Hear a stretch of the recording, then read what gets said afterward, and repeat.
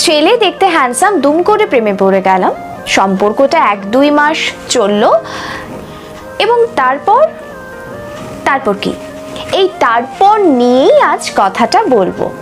যারা সদ্য প্রেম করছো বা নতুন ডেট করবো ভাবছো তাদের জন্য আজকের ভিডিওটা স্পেশালি। আজকে কথা বলবো types of man you should stay away, কোন সব ছেলেদের থেকে দূরত্ব বজায় রাখা উচিত। আমি ভিডিওটার শেষে তোমাদের কিছু প্রশ্ন করব যাতে তোমরা নিজেরাই বুঝে যেতে পারো যে তোমরা কটা রেড হার্ট এবং কটা ব্ল্যাক হার্ট কালেক্ট করলে এবং সে পার্টনার হিসেবে কতটা পারফেক্ট তোমরা নিজেরাই বুঝে যেতে পারবে। নমস্কার, আমি বাণী রয় ইউটিউব চ্যানেলে তোমাকে জানাই স্বাগত। আমি আমার ইউটিউব চ্যানেলে নিয়মিত আবৃত্তি এবং মোটিভেশনাল ভিডিও আপলোড করি। ভালো লাগলে চ্যানেলটিকে অবশ্যই সাবস্ক্রাইব করো এবং তোমাদের যদি কোনো প্রশ্ন থাকে আমাকে করতে পারো, আমি আমার মতো করে হেল্প করার চেষ্টা করব।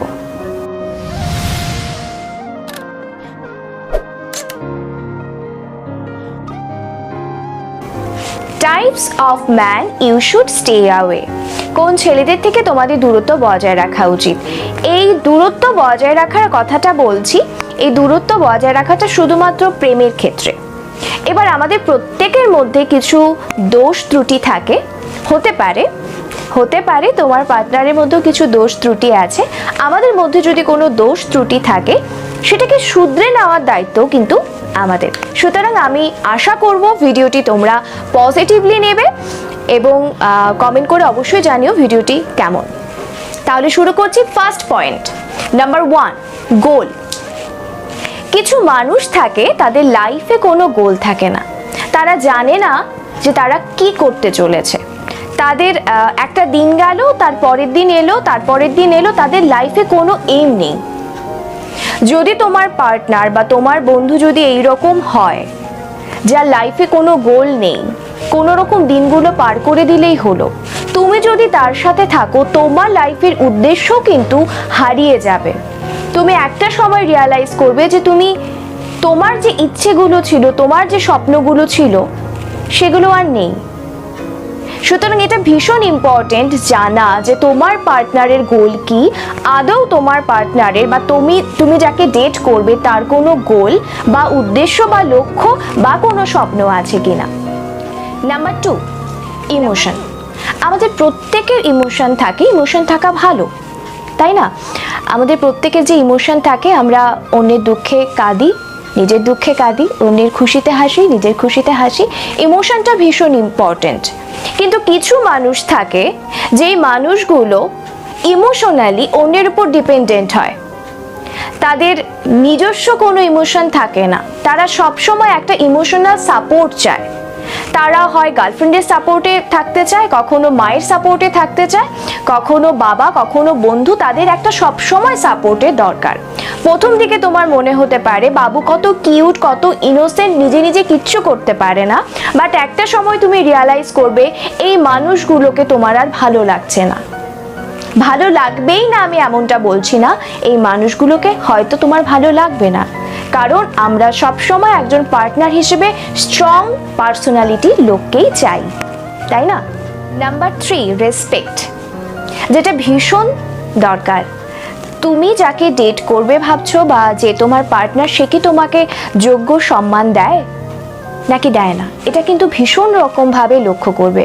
প্রথম দিকে তুমি হয়তো বুঝতে পারছো না যে তোমার পার্টনার বা তুমি যাকে ডেট করছো সে তোমাকে প্রাপ্য সম্মান দিচ্ছে কিনা, সে তোমাকে রেসপেক্ট করছে কিনা, বোঝা যায় না প্রথমটায়।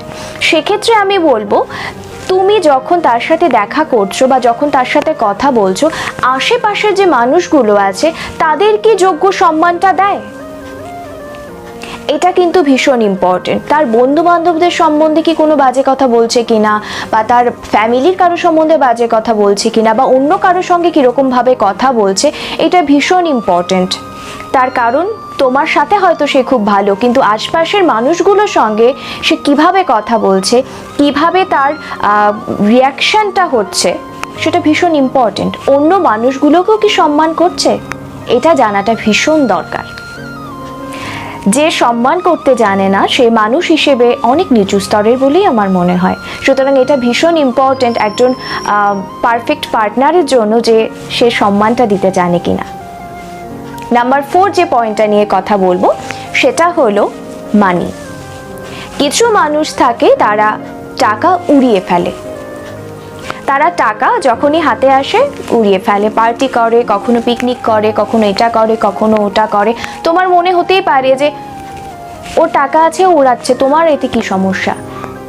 শোনো, যে একজন পারফেক্ট লোক সে কিন্তু টাকার ভ্যালু দিতে জানবে, সে কখনোই টাকাকে অপচয় করবে না, সে জানে যে টাকাটাকে কিভাবে কোন কাজে ব্যবহার করতে হয়।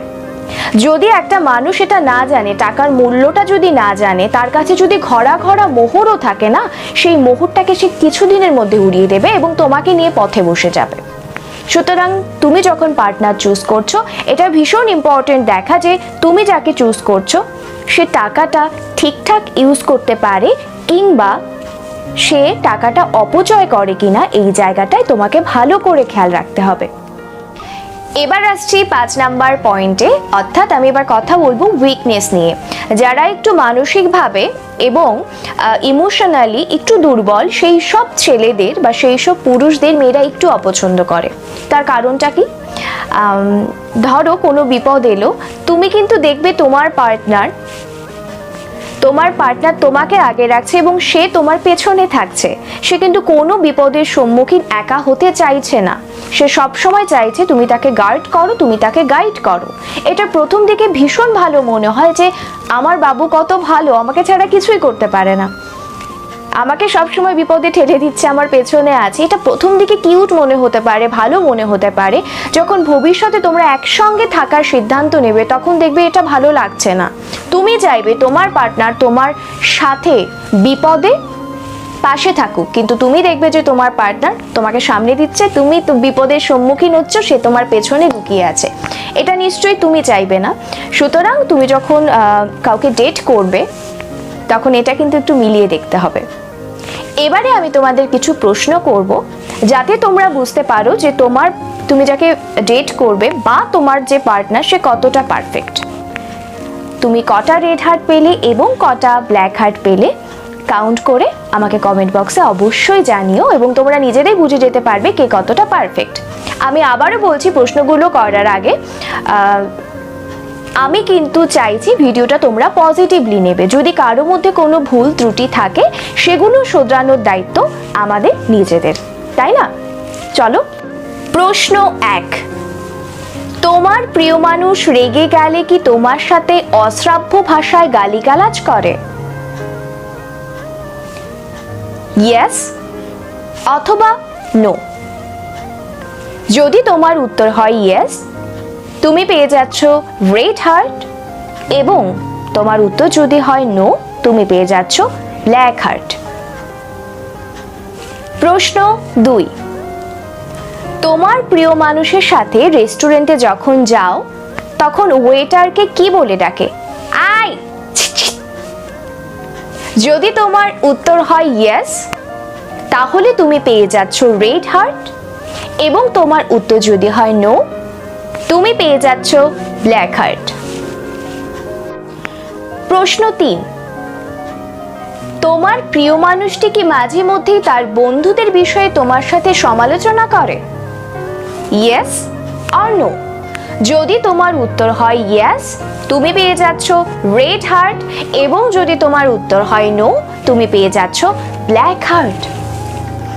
প্রশ্ন 4, তোমার প্রিয় মানুষের হাতে 5,000 টাকা দেওয়া হলে সে কি পার্টি করবে বা শপিং করবে? Yes or no.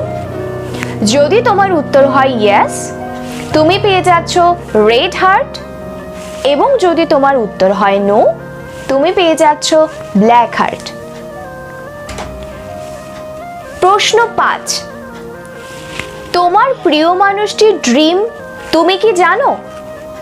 তোমার প্রিয় মানুষের স্বপ্ন কি তুমি জানো? যদি উত্তর হয় ইয়েস, তুমি পেয়ে যাচ্ছ ব্ল্যাক হার্ট, যদি উত্তর হয় নো, তুমি পেয়ে যাচ্ছ রেড হার্ট। আমি আবারও বলছি, যদি তোমার উত্তর হয় ইয়েস, তুমি পেয়ে যাচ্ছ ব্ল্যাক হার্ট, এবং যদি তোমার উত্তর হয় নো, তুমি পেয়ে যাচ্ছ রেড হার্ট। প্রশ্ন 6, তোমার প্রিয় মানুষটির সাথে তুমি বাদে কারো ঝগড়া হলে সে কি চায় তুমি তাকে সাপোর্ট করো এবং বদলা নিতে সাহায্য করো? যদি তোমার উত্তর হয় ইয়েস, তুমি পেয়ে যাচ্ছ রেড হার্ট, এবং যদি তোমার উত্তর হয় নো, তুমি পেয়ে যাচ্ছ ব্ল্যাক হার্ট। প্রশ্ন 7, তোমার প্রিয় মানুষটি ফোন করে বা টেক্সট করে তোমার সারা দিনের যাবতীয় কাজের কি হিসেব নিতে চায়? যদি উত্তর হয় ইয়েস, তুমি পেয়ে যাচ্ছ রেড হার্ট, এবং যদি তোমার উত্তর হয় নো, তুমি পেয়ে যাচ্ছ ব্ল্যাক হার্ট। তোমরা তোমার প্রিয় মানুষের জন্য কটা রেড হার্ট কালেক্ট করেছো এবং কটা ব্ল্যাক হার্ট কালেক্ট করেছো তোমরা নিজেরাই জেনে গেছো। যদি সংখ্যাটা রেড হার্টের একটু বেশি হয়, তার মানে হয়তো তোমার প্রিয় মানুষের একটু ভুল ত্রুটি বেশি আছে, যেগুলো আমরা নিজেরাই শুধরে নিতে পারি। আশা করি ভিডিওটি তোমাদের জন্য হেল্পফুল। আমাকে কমেন্ট করে অবশ্যই জানিও, এবং ভালো লাগলে বন্ধুদের সাথে অবশ্যই শেয়ার করো। সকলে ভালো থেকো এবং প্রিয় মানুষটিকে ভালো রেখো।